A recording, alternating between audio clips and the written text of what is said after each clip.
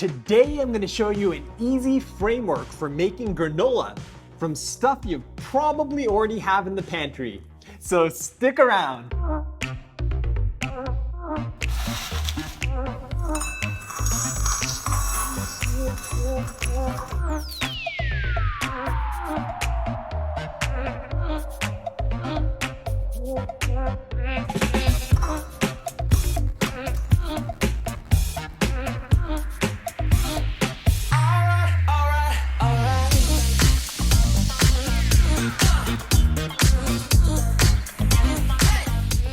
Welcome back to No Recipes. I'm Mark Matsumoto, and I'm here to show you how to elevate your everyday meals. So hit that subscribe button and ring that bell so you don't miss out. The framework for granola consists of three main components, and I've pulled out a bunch of stuff from my pantry to show you examples of stuff you might have lying around. The first component is the base. Now this is what makes up the bulk of your granola. And a lot of people like to use something like rolled oats. You want to be sure to use the old-fashioned kind, not the quick kind. I also like adding things like seeds. These are chia seeds, but pumpkin seeds or sunflower seeds work, as well as nuts. Here's some cashews and Marcona almonds. I also like adding some texture elements like shredded coconut or cacao nibs to my base. The second component you're going to need is a fat. Now this ensures that the granola browns evenly and gets nice and crisp. And you can use something like olive oil or some coconut oil and even butter. The third component you're going to need is a binder. Now this is what helps all the base ingredients clump together into clusters. And you typically use some kind of a sugar syrup like rice syrup, maple syrup, or honey. But if you want to cut back on the amount of sugar, you can also use other things like egg, a flax egg, or even something like cheese. The final component, and this is totally optional, is adding flavorings or dried fruit to your granola. I've got some dried mangoes, some dried cranberries and cherries, and I've got some flavoring ingredients here like vanilla extract and cocoa powder. Okay, let's get started on our granola. I've got a bowl here on a scale, and this isn't one of those recipes where you have to measure things out. I'm just gonna measure things so I can leave you guys a recipe in case you wanna follow it. Let's see, what do we have here? Okay, we've got our rolled oats. So I'm gonna go ahead and add quite a bit of these. This is gonna form the bulk of our base. So I'm gonna add about 250 grams. A little more than half a pound. All right, I'm also gonna add a bunch of chia seeds. I love chia seeds because they're loaded with minerals and fiber and protein, and they also add a really nice, kind of a poppy texture to the granola. So I'm gonna add a few handfuls here. Looks like I've got about 30 grams of chia seeds in there. All right, I'm also gonna add some coconut. I love shredded coconut because when it gets some oil on there and you bake that and it ends up nice and crisp. So we're gonna go ahead and add, let's say, about 50 grams of shredded coconut. And I also want to add some nuts. I've got some raw cashews here. These are a little bit too big, so I've already got them in a bag. I've got a little bat. I've got a little pent-up aggression here, so I'm just gonna kind of beat these up.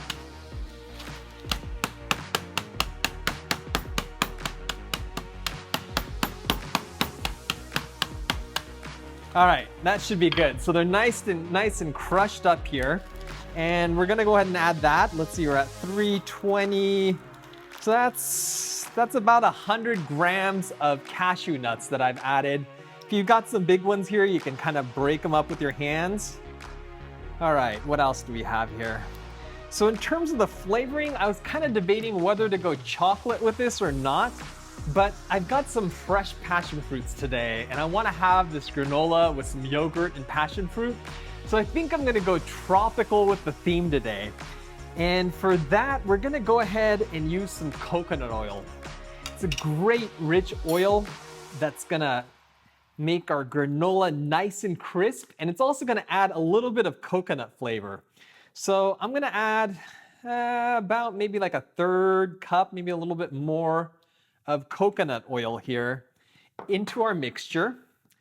And we'll go ahead and get the scale out of the way, and I'm just gonna go mix this up. So you wanna make sure the oil is nice and mixed in with your granola so you don't have clumps of oil in any one place. You want this to brown evenly. So this is kind of the same reason why you add oil to a pan when you're sauteing onions or meat. It's because you want to get that even browning. If you weren't to put that in there, you'd end up with like kind of burnt spots and uncooked spots, and it's not going to get nice and crisp. All right, let's keep mixing this here. I should have probably melted this coconut oil first. It's a little bit chunky here, but let's see if we can kind of break this up a little bit. If you're using butter or coconut oil or another solid type of oil, you're gonna wanna melt it in the microwave first a bit.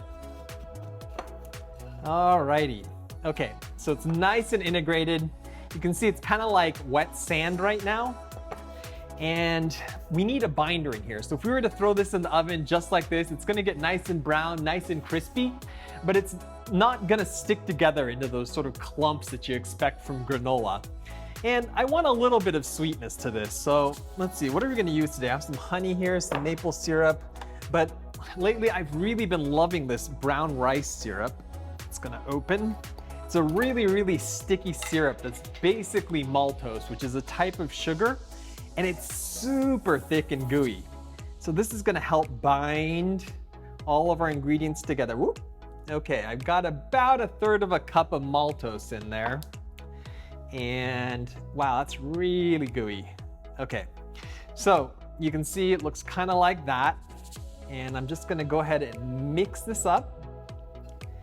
And you can already see that it's starting to kind of clump together here, but you wanna get this distributed evenly.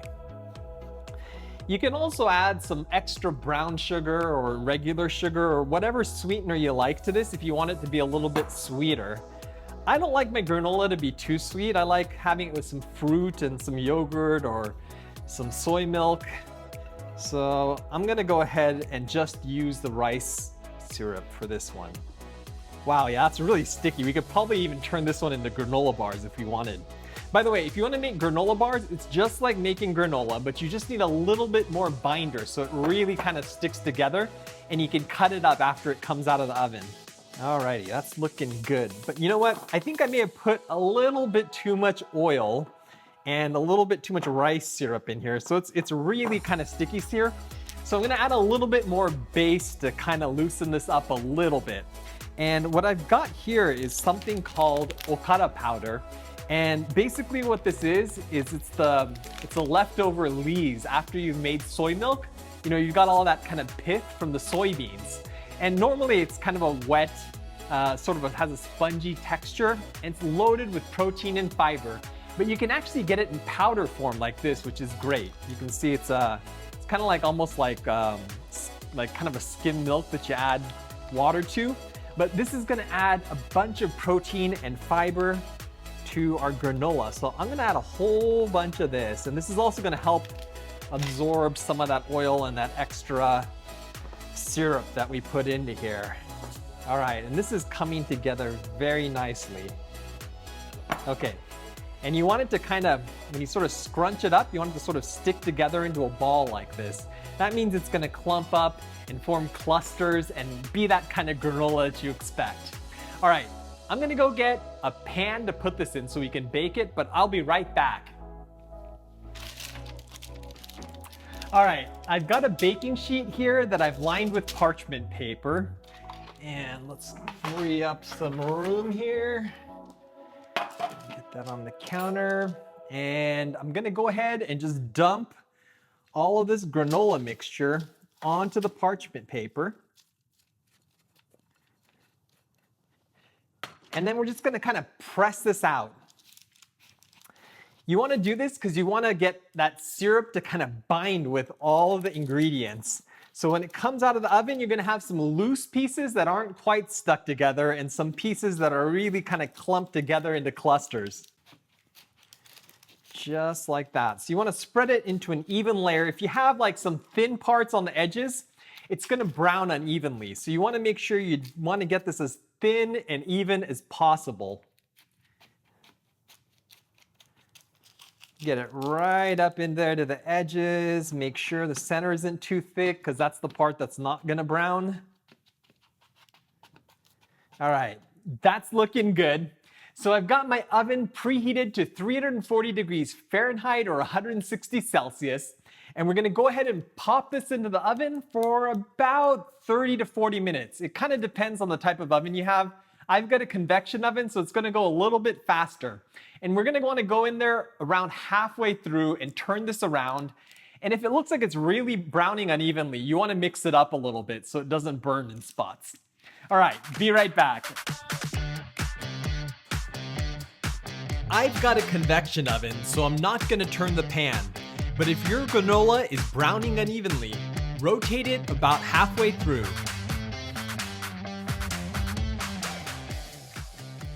And our granola is done. It's beautifully golden brown.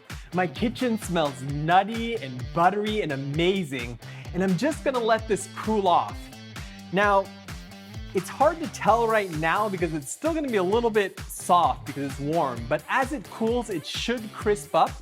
If yours isn't crispy and it's still a little chewy, you're gonna wanna throw it back in the oven for a little bit longer to let it fully crisp. Okay, while we wait for this to cool, let's go ahead and chop up some mangoes. So you wanna add all your dried fruits after the granola has cooled completely. Otherwise, it's gonna get kind of dried out and tough. You definitely don't want to put the dried fruit into the oven or the sugars in the fruit are gonna burn.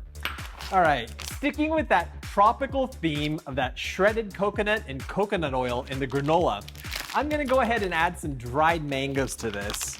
So I've got a pack here of just mango slices. I like to get the dried mangoes and the dried fruits in general that don't have any sugar added. So we're gonna go ahead, oh man, that smells really good. Okay, get some mango out here. And this is really a matter of personal preference. I didn't add a ton of sugar into the granola, so I'm gonna make up for that by adding quite a bit of dried fruit here. And you can add a mix of fruit or no fruit at all. It's up to you. All right, let's go ahead and get this lined up. And this is pretty dry and chewy, so I'm gonna cut it up pretty small. If you cut it very big, it's gonna get kind of tough to eat.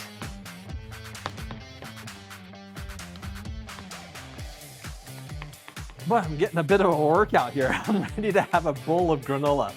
All right, so just like that, we've got nice little squares here. And I'm going to go ahead and put those into a bowl. And we just need to wait for our granola to crisp. So I'll be right back.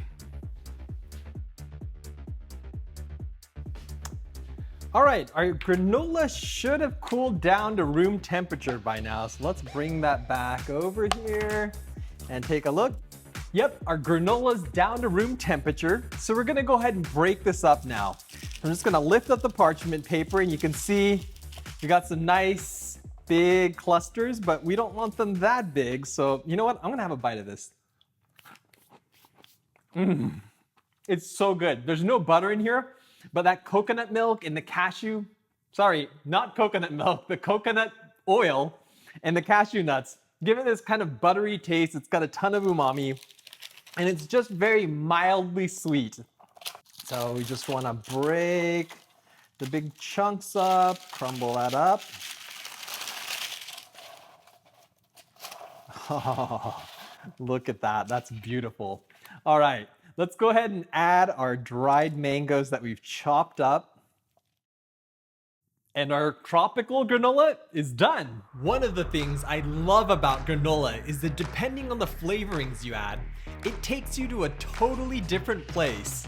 This one is like a tropical island, but add some matcha and black sesame seeds, and you'll be instantly transported to the Far East. If you want to go for a magic carpet ride, try adding some rosewater, cardamom, and candied orange peel. And if you need something more comforting, You can't go wrong with cocoa powder, vanilla, and dried cherries. Stored in a sealed container, granola will keep for a few weeks, and it makes for a delicious snack to munch on between meals that's a lot healthier than most snack foods. Granola often gets a bad rap for being high in sugar, but by making it at home, you can control the amount of sugar or eliminate it altogether. Both savory and sweet granolas are loaded with fiber and protein, and they're a great way to get your day started. So I hope you give this a try. If you enjoyed this video, you can let me know you want to see more like it by giving this a big thumbs up and by sharing it with all your friends that could use an easy make-ahead breakfast. As always, I want to thank my incredible patrons on Patreon for helping to support this video. If you're learning something new from my recipes, I hope you'll consider clicking the link up here to join the No Recipes crew and help support our future videos. Alright, I'm gonna go fix myself a bowl of granola with some bananas and maybe some passion fruit on top. But I'll catch you in the next one.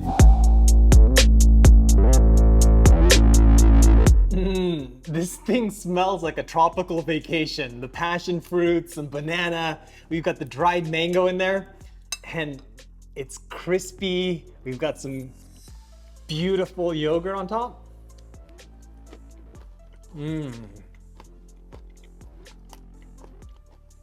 It's sweet, sour, crunchy, and we've got the chia seeds in there, which give it this nice poppy texture, almost like strawberry seeds. And the cashew nuts, when you roast them, they really taste kind of like butter. And you've got that kind of subtle coconut flavor in the background.